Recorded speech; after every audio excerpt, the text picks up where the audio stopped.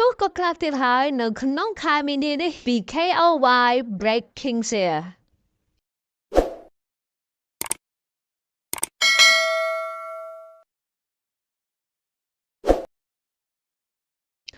ព្រឹត្តិការណ៍ដែលផ្ទុះការចាប់អារម្មណ៍និងល្បីទៀតហើយនៅក្នុងខែមិនិនានេះគឺពាក់ព័ន្ធនឹងករណីសំខាន់ៗដូចខាងក្រោមករណីសំខាន់ទី1នោះគឺពាក់ព័ន្ធជាមួយនឹងលោកផៃវណ្ណៈដាក់ចាំបែបនេះក្រោយផ្ទុះវីដេអូឲ្យឈប់ទៅចាំឆ្កែពីសំណាក់ឯកឧត្តមអភិបាលខេត្តរតនគិរីដោយបងប្អូនទាំងអស់គ្នាបានជ្រាបហើយនៅក្នុងរយៈពេលប្រហែលថ្ងៃនេះគឺមានវីដេអូឃ្លីបមួយគឺបានផ្ទុះការចែករំលែកព្រមព្រៀងពេញបណ្ដាញសង្គម Facebook ដែលពាក់ព័ន្ធនឹងករណីឯកឧត្តមញ៉ែមសំអឿនដែលជាអភិបាលនៃគណៈអភិបាលខេត្តរតនគិរីនោះគឺបានបញ្ជាឲ្យអាជ្ញាធរធ្វើជំរឿនទៅលើសត្វឆ្កែដែលម្ចាស់ចិញ្ចឹមប្រឡែងនៅតាមដងផ្លូវ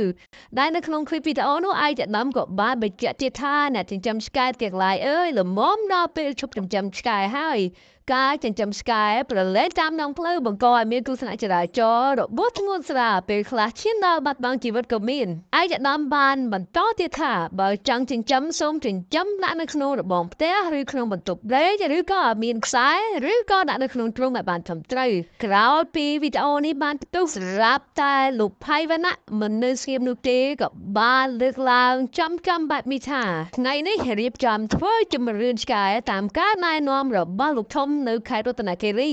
ខ្ញុំបាទចិញ្ចឹមឆ្កែ4ក្បាលអាយុ6ឆ្នាំមួយគ្នាឆ្កែខ្ញុំមានឈ្មោះអាគីយ៉ាជីមីយ៉ាទុំនិងអាតាំង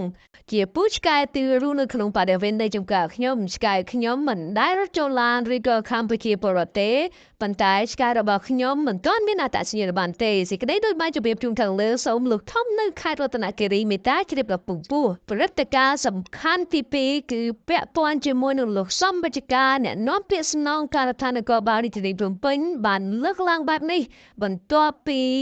ឯកឧត្តមស្នងការរាជធានីភ្នំពេញធ្វើការកោះហៅលោកប៊ុនផាកឲ្យចូលបំភ្លឺនៅថ្ងៃទី20ខែមីនាឆ្នាំ2025នេះលោកសំបជការដែលជាអ្នកនាំពាក្យស្នងការដ្ឋាននគរបាលរាជធានីភ្នំពេញបានធ្វើការបង្ហោះសារនៅលើគណនី Facebook ផ្ទាល់ខ្លួនរបស់លោកបែបនេះថាបរិសុទ្ធឈ្មោះប៊ុនរស្មីហៅប៊ុនផាកបានទទួលលិខិតកោះហៅរបស់ស្នងការដ្ឋាននគរបាលរាជធានីភ្នំពេញរួចហើយតាមពេលវេលានឹងចូលមកស្នងការនគរបាលរាជធានីភ្នំពេញនាវេលាម៉ោង 9:30 នាទីព្រឹកថ្ងៃទី21ខែមីនាឆ្នាំ2025ដើម្បីមកបំភ្លឺករណីបំភ្លៃព័ត៌មានមិនពិតដែលបានផ្សព្វផ្សាយក្នុងបណ្ដាញសង្គមប៉ុន្តែថ្ងៃម្សិលមិញបរិសុទ្ធខាងលើក៏បានធ្វើការបង្ហោះផ្សព្វផ្សាយតាមភ័យផ្ទាល់ខ្លួនក៏បានបកស្រាយមួយចំនួនអំពីពាក្យសន្តិភាពរួចហើយផងដែរដោយខ្លួនបង្ហោះសារថាកម្ចាត់ក្មេងទំនើចោលប្លន់ឲ្យបានទៅអាចនិយាយថាយើងមានសន្តិភាពដោយសារខ្លួនត្រួយបារម្ភនឹងចោលឆាកកបោបមិត្តភ័ក្តិរបស់ខ្លួនជាជនជាតិបរទេសស្មុគគ្រីសការពិតករណីឆាកនេះសមត្ថកិច្ចយើងបានបង្ក្រាបជនសង្ស័យ